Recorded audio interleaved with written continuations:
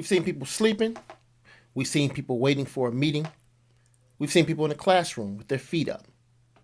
And consistently, these white people are calling the police on black people.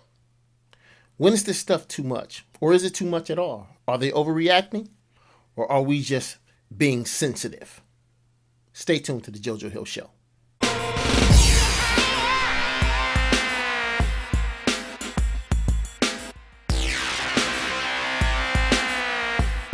Good evening, ladies and gentlemen. This is your friend and brother Robert W. JoJo Hill, the servant, the artist, the author, and I am in the building on the night.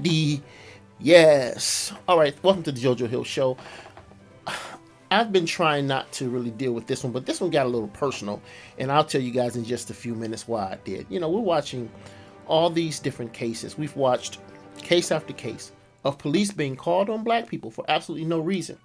Now, a lot of people say, well, we're overreacting and this stuff doesn't really happen. Man, yes, the crap it does. And I'm going to be showing you guys something that actually happened to me not too long ago.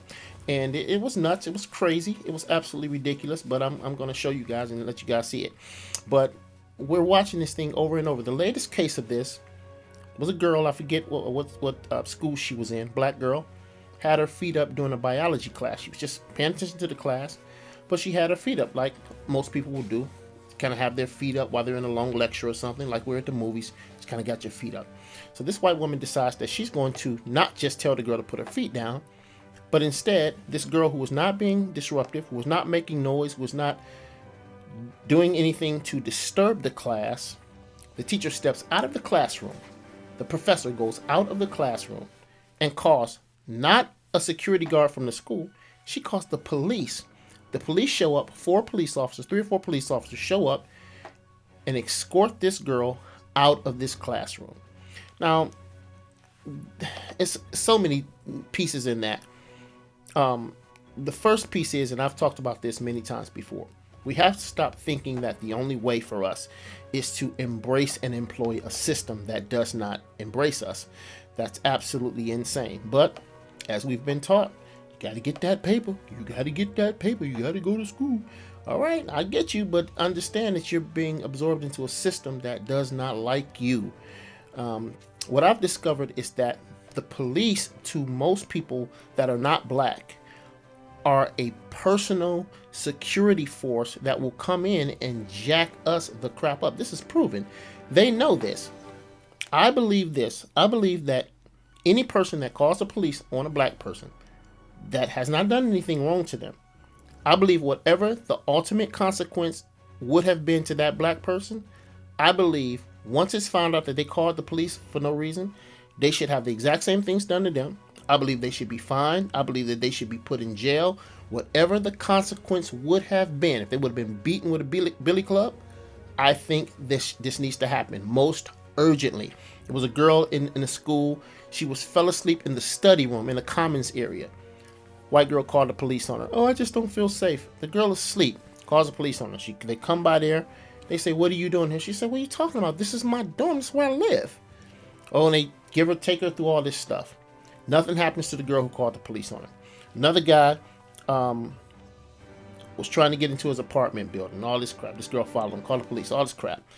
See, for some reason, these people believe that the police are their personal security guards. So all they have to do is just call the police, and police don't normally vet anything. All they see is a black person and a white person that calls. People say, well, race doesn't matter. That's a myth. We like to believe that it doesn't. And I like what one of these brilliant guys that I said I watched and I studied, he said that, you know, race and all these things is a myth. And what he was actually saying is, what we have to look at is good and evil, right and wrong. It's really narrows down to that.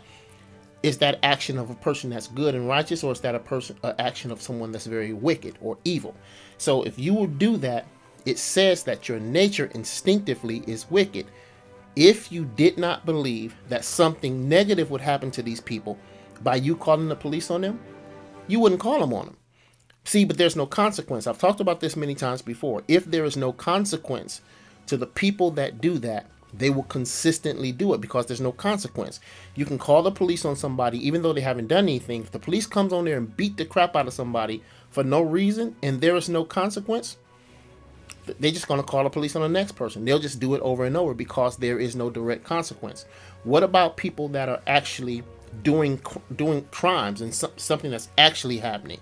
Shouldn't those people have to deal with some type of consequence for wasting taxpayers' dollars or something? Nothing happens because that system is not designed for people that look like this. That system is designed for something else. I was in the store today and I was purchasing something, so I went back. I told the lady, I said, I need to see something in the case. And the lady comes back, she looks at me, and she reluctantly goes over and opens up this case. And she's just sitting there watching me. Then another couple people came by, some more customers came by who happened to be white. Older white lady, and it looks like her daughter or her granddaughter.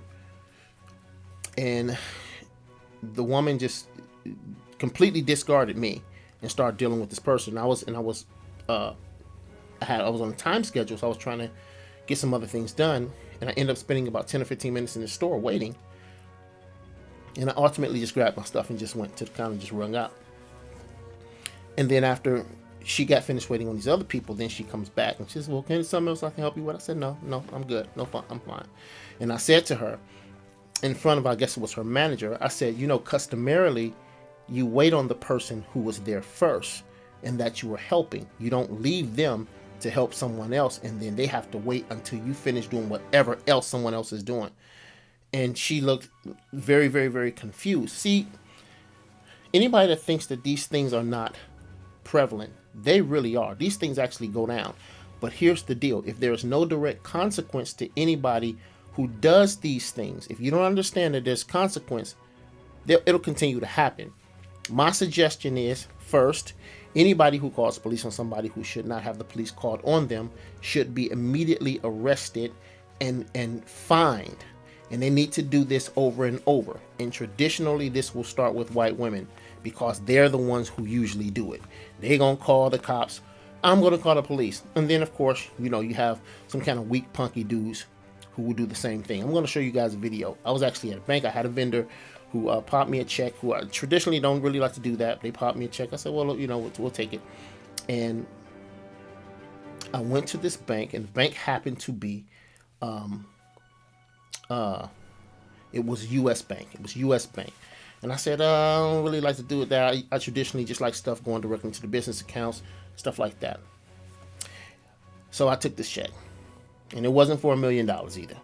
And so to get to the counter, and the guy says, well, we're going to need to see all these different things. We need to know what you do. Named off all these different things.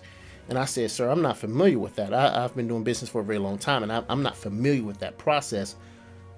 This is your customer's check. This is not my check. I'm the person that's the receiver. This check says to me, as a promise of my money, I'll give this to you. You can check their account and you give me my money. I'm just a person that's receiving money. And the guy was extremely, extremely interesting. And it was a U.S. bank. I'm putting it out there, and I'm going to put this guy up here. I'm going to let you guys see it. As a matter of fact, I'm going to take a minute, let you guys see what the guy said, what he did. It's just a small clip of it. Take a look at this, guys. Okay. So you can record me on. So you need what? You can leave. No, and you need what? You can actually leave. I'm not going to catch you. I'm refusing to catch your train. So you can leave now, or I will call the police. I'm asking you to leave.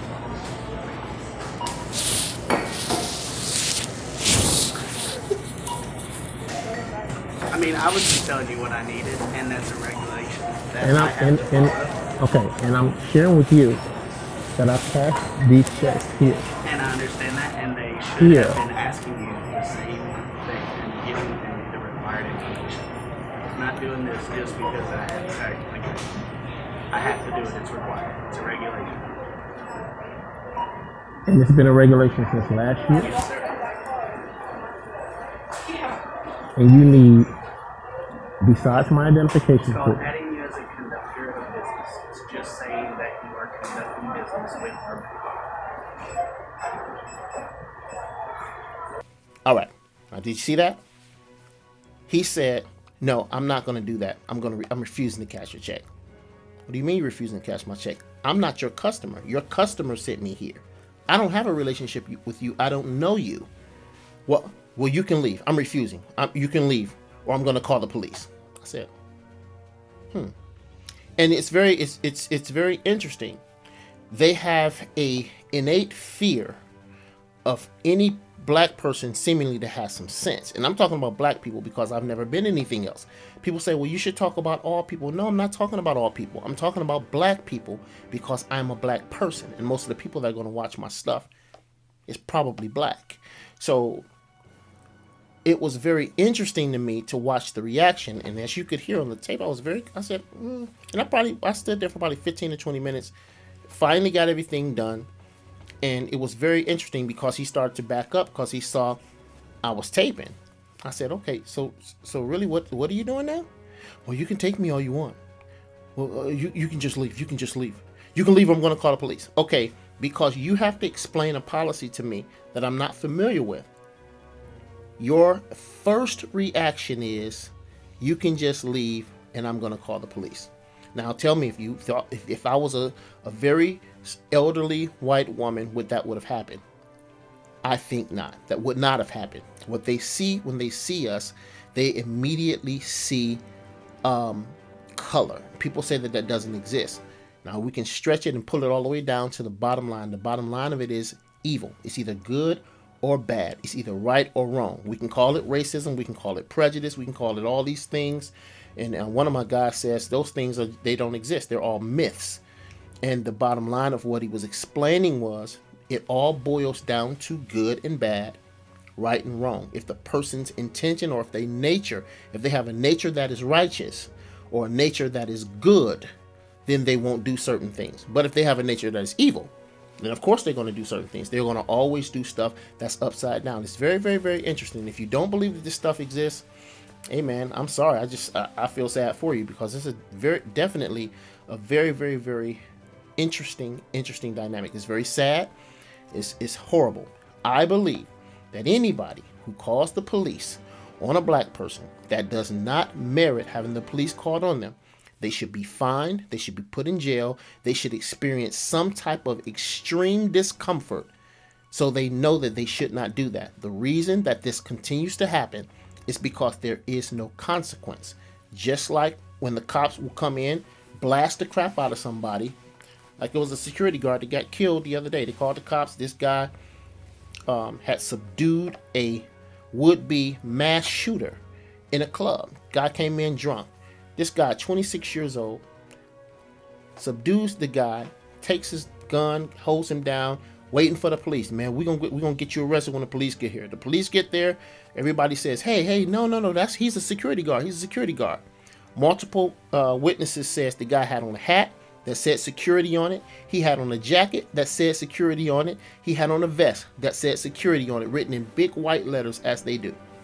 Did not matter. The police blasted the crap out of this dude, fatally killing this guy.